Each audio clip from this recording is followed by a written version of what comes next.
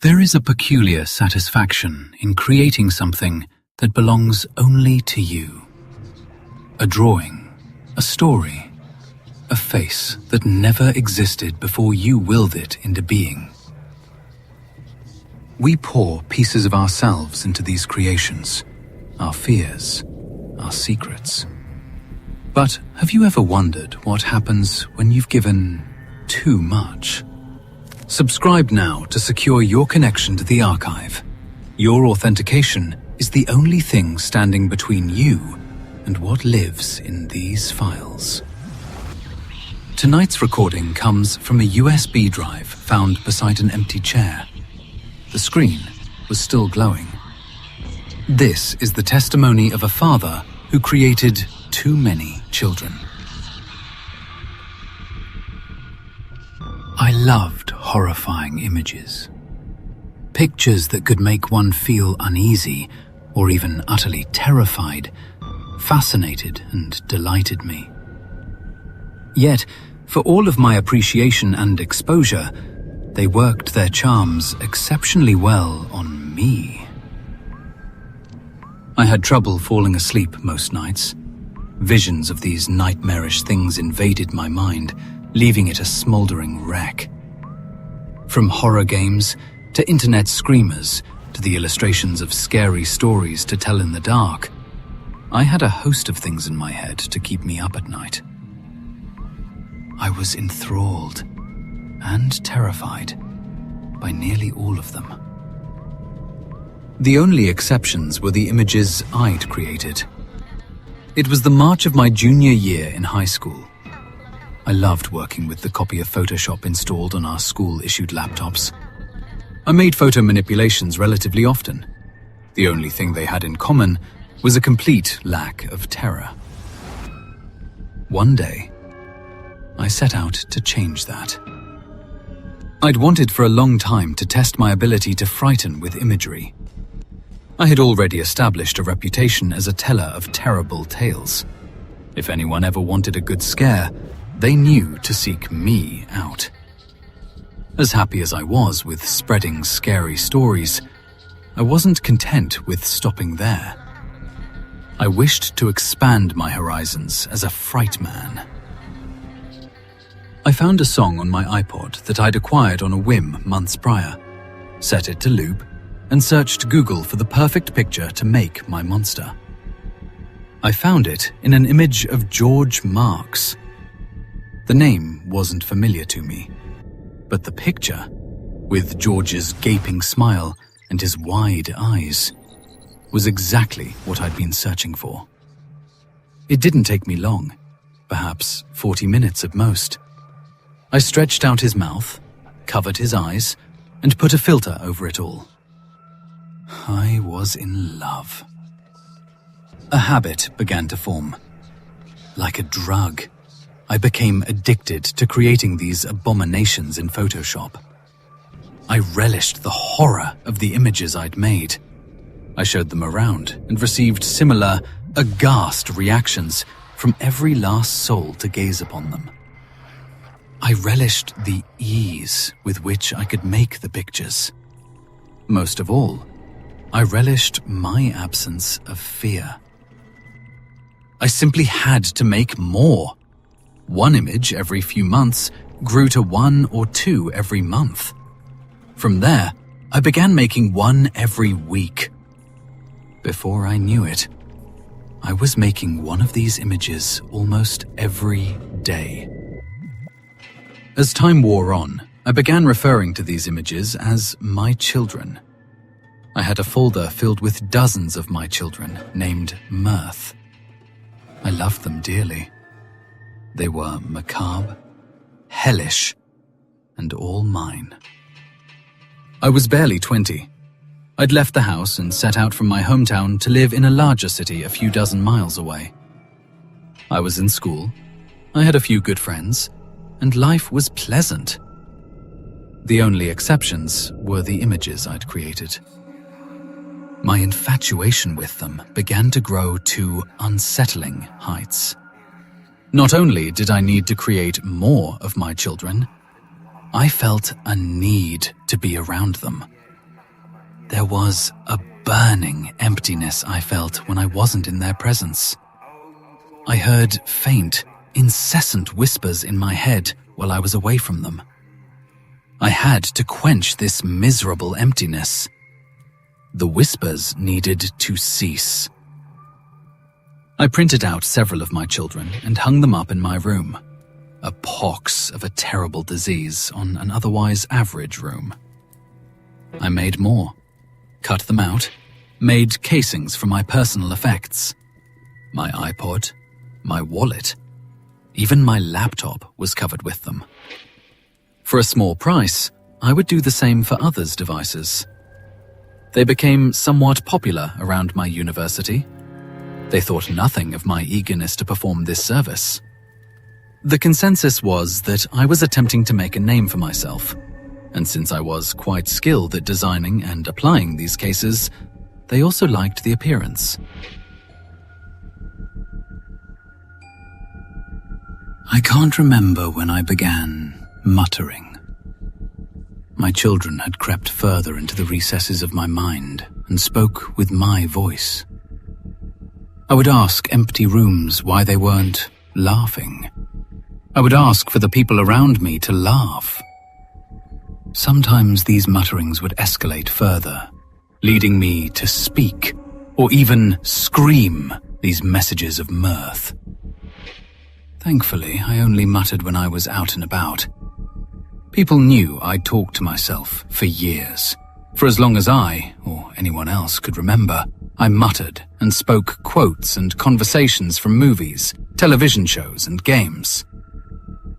At that point, no one ever bothered to listen to what I was saying. The screaming only occurred on 2 occasions. One went without incident in the middle of the day while everyone else was at work or running errands. One earned me a noise complaint, but I explained to the landlord that I'd had a nightmare. The apartment walls were thick. All they heard was the noise. No words. There was one unfortunate incident, however. Several of my friends came to my apartment one night to socialize and make merry. We were all having a great time, clanking glasses, having quiet or loud conversations, spilling drinks, tearing through levels of cartridge-era video games, the sort of thing my friends and I customarily did. It was 2:30 in the morning. The celebration had died down and a few of my friends were passed out on my couch or in corners of the room. I had none of my children around me. Yet I felt at ease. Kevin, one of my friends, and the only one who hadn't been drinking, was on the Super Nintendo. He'd finished destroying a town he'd built on SimCity and decided to play Yoshi's Island. As he played, I began to fade in and out of consciousness. I was rather intoxicated, and the night was aging. When he got to the first of the piranha plants, however, I was slightly stirred. Its gaping mouth and its eyeless head reminded me of George. George was waiting for me, as were all of my other children. A single whisper passed my ear before Kevin destroyed the plant.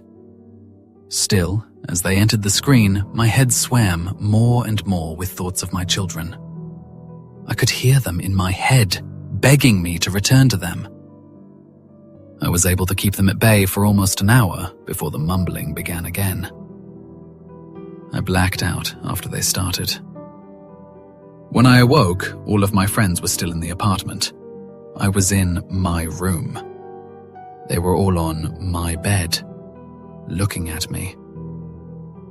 The children that were on the walls were torn down and heaped in an ugly pile in a corner of the room. Kevin had a bruise on his neck. I asked what the hell happened, and Kevin explained everything. We had been the only ones awake, and I could understand every word you were saying while you were muttering. I was concerned, but assumed you were talking in your sleep. You were out of my peripheral vision, and I was focused on the game. After I began to vocalize my wishes of laughter, he put the game on pause to stare at me. I wouldn't be silenced, in spite of his requests to cease. Laugh. Why aren't you laughing, child? After a moment of silence, I grabbed him by his throat, and at the top of my lungs, I demanded he laugh. Being stronger than me, he broke free of my grip and restrained me. I shook and thrashed in the chair for 20 minutes before blacking out. My friends were indeed concerned.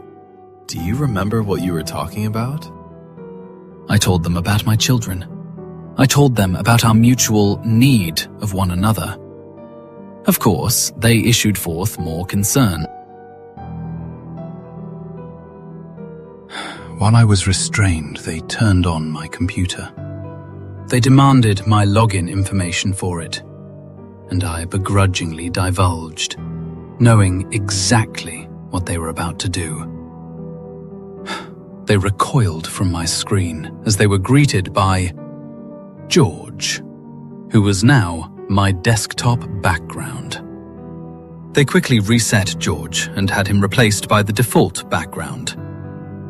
I watched as they deleted Mirth, first sending it into the recycle bin and deleting it permanently from the green hills and blue sky that was my background. I feigned tears, but I wasn't truly concerned. After they had finished destroying my children, they begged me to see a psychiatrist. If there's another outburst similar to the previous night, we'll see you into a mental hospital. On that note, they freed me from my bonds and bade me farewell before leaving. Upholding my friend's wishes, I looked up a local psychiatrist's office and set up an appointment. I wasn't thrilled in the slightest. I never felt at rest in a psychiatrist's office. I was used to being the quiet, observant one. And a psychiatrist is quiet and observant for a living. If nothing else, I felt like my mind was being invaded when they would ask me questions. Between the threat on my identity and the feeling of intrusion, I endlessly debated with myself on whether or not to show up to my appointment. Half an hour before the appointment was scheduled, my sense of duty won out. I climbed into my car and made my way to the psych. In the psychiatrist's office, I sat in the reclined chair. Tell me about any previous incidents. I could remember only one. In 8th grade, I was tormented by visions of a small girl in a pink dress. Her straw-like hair dangled in front of her face, and the bits of flesh that clung to her face were completely absent about her mouth. She would chase me, her exposed teeth chomping at me ceaselessly as I ran myself down and collapsed. She would laugh and stab me to death with a large, bloody kitchen knife. I simply would not die. It always took dozens of stabs to finish me off. Her laughter was terrible. I went to counseling, and after a short time, the visions stopped. After making some scribbles on her clipboard, she smiled and calmly asked me to explain everything about what was going on in my head now. I weaved for her the riveting yarn about my ordeal with my children, and she did exactly as I'd expected. She sat, nodded, scribbled something down on her clipboard, studied my face, scribbles, nodded, and studied all the way through my story in a methodical and agonizingly monotonous way. I almost hoped she'd stop me in the middle of my story and ask other questions, offer explanations. Hell, give me a hug! Something! I will research what you've told me and cross-reference any existing previous cases to determine a course of treatment. Almost pleasantly surprised, I smiled and nodded, thanked her, got the hell out of that clinic, and drove home. However close to being pleasantly surprised I was still bitterly disappointed. I knew I had a problem, and I almost wished she had a solution. Almost. I was still in love with my children. I sorted out the pile of them on the floor and taped them up again. Their blank eyes and their big smiles made me feel so welcome. I opened my computer to be greeted by the hills again. I smiled and produced a small USB drive from my desk drawer. I plugged it into my computer and opened it. There it was. Mirth. I would never trust my computer to hold all of my children. What if it crashed? I would have lost them. The folder they deleted had only a fraction of the children I had in this folder. I opened up the folder and felt, oh, so at ease. As I flipped through the dozens of horrors I'd made, I felt more at home than I ever had any time else. Yet tonight, something felt wrong. Perhaps it was my acknowledgement of my obsession that began warping my view. Their smiles seemed colder. Their black and white faces glowed unnaturally, and their blank eyes stared into me somehow. I began feeling uneasy as I made my way through the folder. Every so often, my eyes picked up on text that would appear in the middle of the photos. The one phrase that kept repeating was, "Why, Father?" The more I scrolled and browsed my children, the more my blood began to chill and my skin began to crawl. Other text began to appear. "We loved you. We trusted you. Father, love us." These popped up with increasing frequency. I don't know why I kept scrolling. I felt like I was tumbling down a spiral staircase, and I could only stop when I reached the bottom. The last photo was of me. It was amazing. It was in full color. My eyes were sewn shut, and my jaw stretched far below my neck. My lips were peeled back in mirth to expose long, discolored teeth. It was beautiful, brilliantly executed, and it made me scream. I didn't make this. I didn't. Love us again, it shouted in a tremulous, inhuman voice.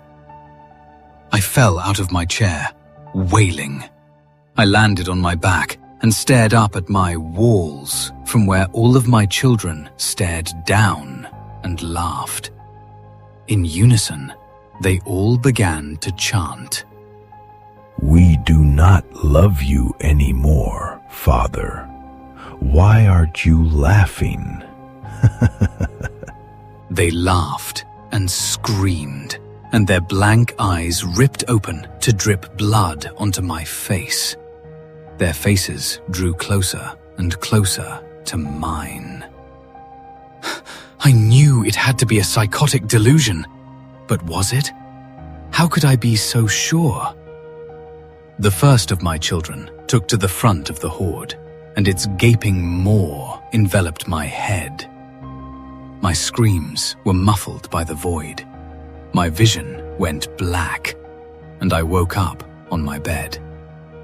There were no screams now, only whispers. I could still hear my children whispering to me. Their voices slipped into my ears ever so gently. We don't love you. You should be laughing. Laugh, Father. I laughed. I laughed for what felt like hours, until I passed out from exhaustion. My life since has been uneventful. I eventually found work in a small graphic design firm, and my life has been quiet. Still, some nights, I hear my children calling to me from the darkness of my room. Laugh.